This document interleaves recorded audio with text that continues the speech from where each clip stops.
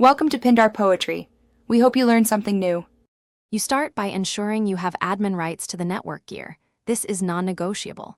Next, capture the current state.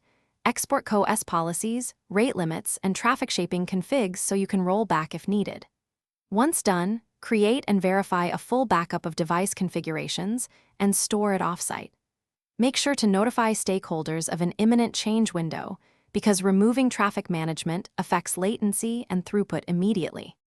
You now make the change in a test segment. Disable one shaping policy at a time to observe effects on latency and packet loss. After successful tests, disable corresponding co-S classes or change limits to unlimited for targeted flows because you want to remove throttling, not break prioritization for critical services.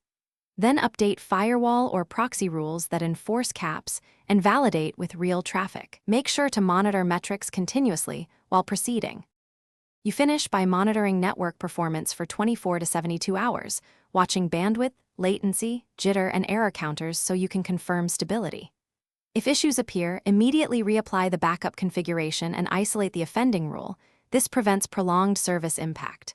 Once stable, document every change, update runbooks, and inform teams.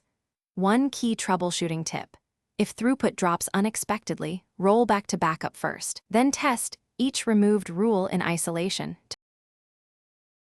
Thanks for watching. Consider subscribing if we helped you.